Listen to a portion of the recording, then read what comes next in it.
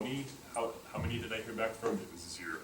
So the times I heard back were from people I knew, so my alma mater, the professors I had, were interested in faculty positions there, connections with Dorian, so where he sent my resume and his reputation vouched for me, as well as where I had done internships, right?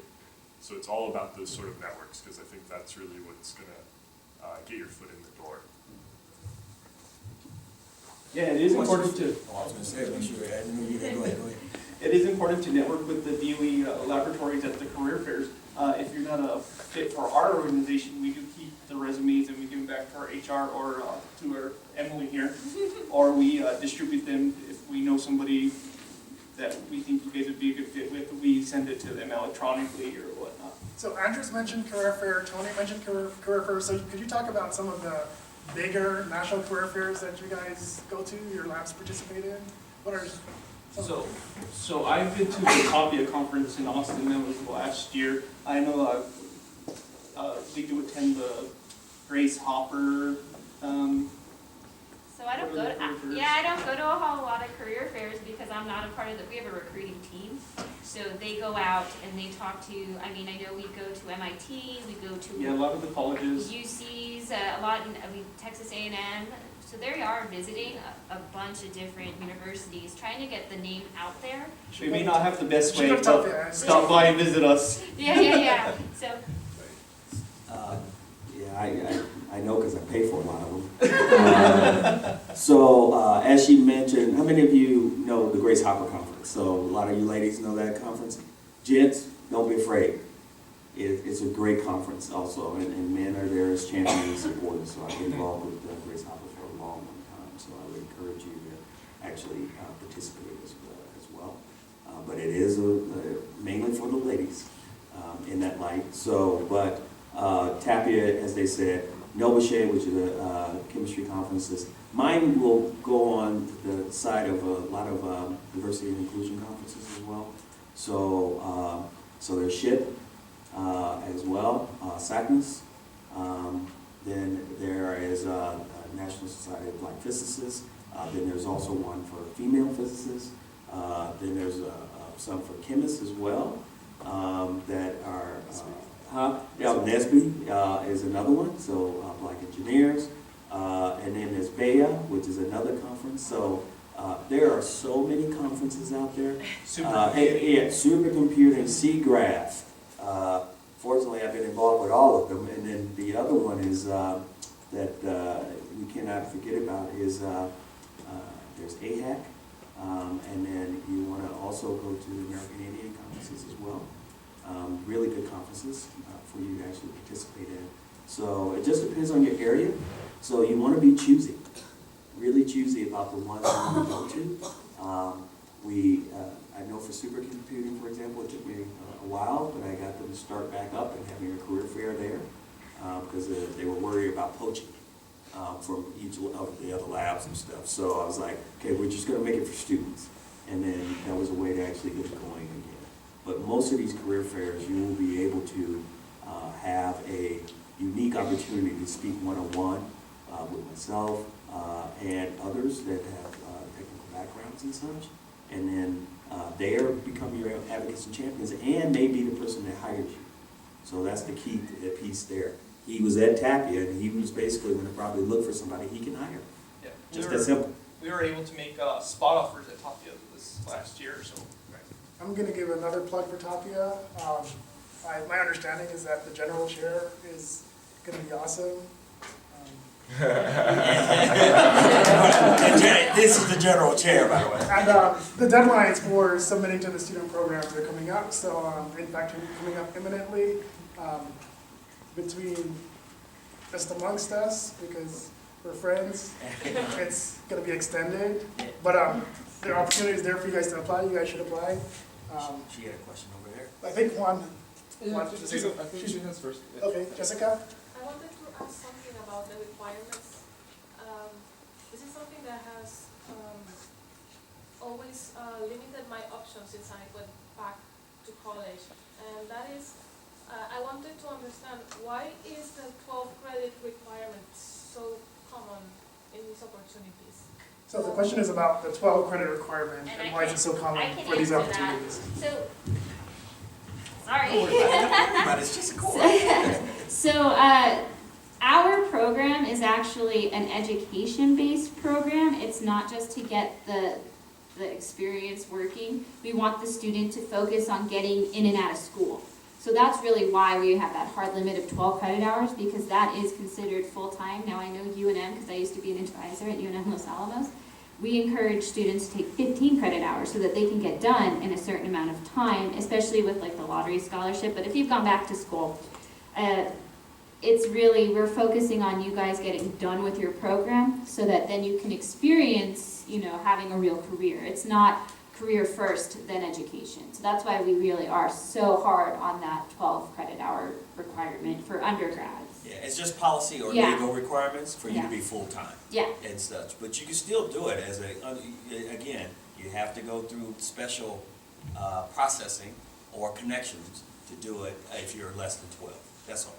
for us, no, we're hard limit 12. Yeah, so Yeah, they yeah. did, yes, they did in Los Alamos have a lot of strict rules. So just as, okay, sorry, go ahead.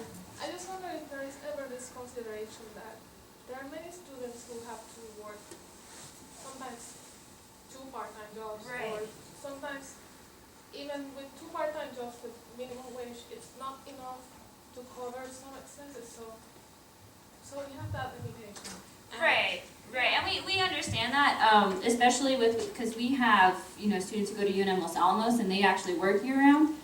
I have to limit their hours that they work so that they can take the 12 credit hours. And some people, there's exceptions that we do make with the 30, because it's a 30-hour limit during the school year.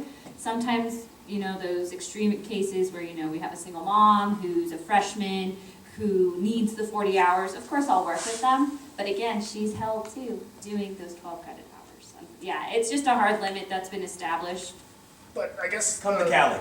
And I would say it's an opportunity for you guys to take feedback back home and say, maybe if we really want to be inclusive, right? Yeah. Because there is this element where you have to consider these situations Right. if you want to be broadly inclusive, right? Yeah, and I so- think there's historically a specific reason that I've only been here for two years, but yeah, it's something to think about maybe in the future, but right now and within the near future, it probably won't change. But Emily's going to go back to her home organization I'm gonna talk. with feedback, Yeah. saying that this is something we should seriously consider.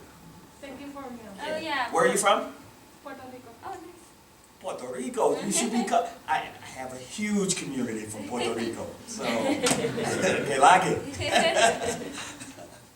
Just to sort of follow up on that same question, it doesn't address the finances issue, but at least maybe the time management issue. I'm wondering about flexibility around what's in that 12 credits. So for graduate students at least, a lot of times we would take seminars for credit. You know, you get 1 credit just for attending the seminar and, you know, listening and signing your name. We would do independent study. I mean, you still have to do as much work with independent study as you would for a class, but it's more flexible because you don't have scheduled exams and scheduled homework. Is there that similar flexibility for undergraduates? So in general, there's less flexibility. Yeah, it's less right? now. Okay. So, Even in Puerto Rico. right, right. So the thing is, the degree programs by nature tend to be a little different, right? The undergrad curriculum, they're usually covering a core set of material that you need to get through, and anything on that order would be superfluous. So it doesn't mean you can't do it, but it means that it would be not counting directly towards your degree and being added work, right? So it's possible, and if the internship is your priority, then you might want to say it's an opportunity cost, right? I will take these credits that won't count towards my degree program, but it'll allow me to get some of the exposure and experiences that I might need. And that we do. So we do have a co-op program as long as your university, so say UNM, you want to come in and you want to work for a semester full-time not taking classes, you could do that. So that's a loophole. But again, your advisor would have to approve it, and then they'd have to go through different channels in order for that to happen. So that happens. We also have, during the summer, we have a couple different summer schools. Now, I am only familiar, we have the Clusters Institute, we have material science, we have Engineering Institute. There's a handful that you guys can look at, and I think depending on if you work it out with your advisor, the summer courses, you can get credit for school. So that is another channel you can, if you wanted to be just a regular student though, that's where your 12 credit hours. But if you can get a co-op, you might as well try doing that, and then you get your full credit hours here while working full-time, and there's no limitation on how many hours you can work. So that's something to think about. Which school in Puerto Rico? Interamerican University. Okay, all right. So I think Juan had a question. Yeah, it doesn't have to do with that, is it right, or? Yeah. Oh, okay.